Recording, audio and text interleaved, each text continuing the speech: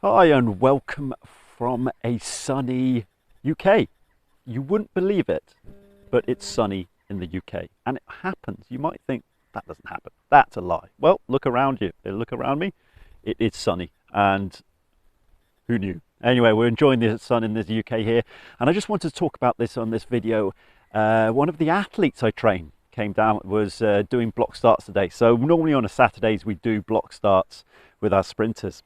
And I'm assisted by a great guy in terms of actually helping them do the block starts. He's very, very technical, great technical knowledge in block starts, and he's helped out the athletes just improve and get that technique perfectly right so the angles are right. And he's improved block starts perfectly. But he was struggling with one young athlete who's just starting out in block starts, and he was when this athlete came out of the blocks, it looked awkward.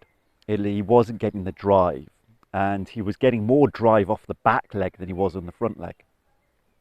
And I'd just come back from, turning up late for the session because I'd just been training myself and getting my 400 hurdles right and getting my training right. And I turned up and I just said, he was talking to me and he said, yeah, he's struggling to get this right at the moment. And I said, give me a couple of minutes with him.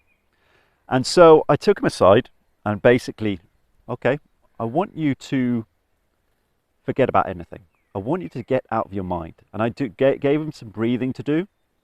And once I got him into the blocks, I told him to take a couple of deep breaths while he was in the blocks. And when he said ready, I said set, and then I went go.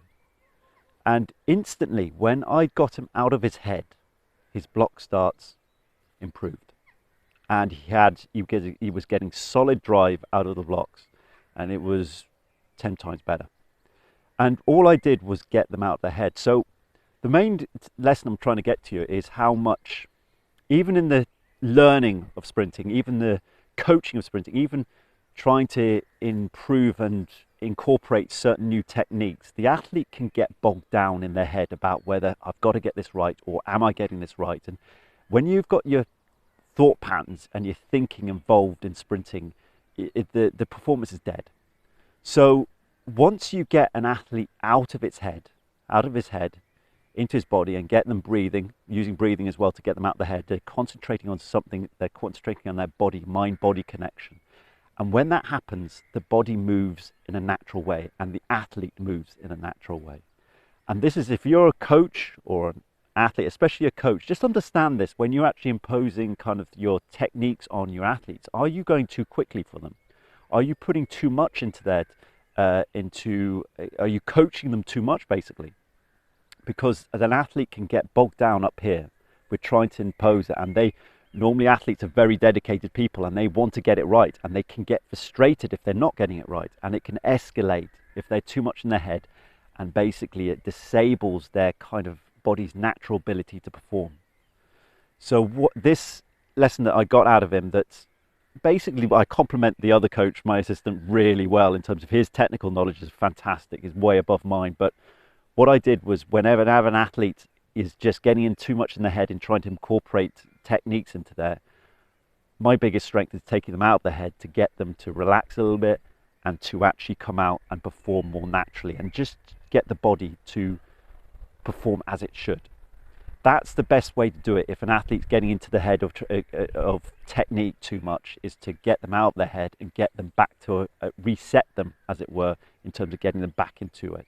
And even if you're an athlete that's struggling with it, if you're struggling with that, trying to get the block start right, trying to impose a technique, this continuous thought and trying to do it is disabling your performance level. And you just need to reset again, get out of your head and start from the base of relaxation, and then you can probably impose the techniques on top of that. But you must be relaxed, you must be out of your head first.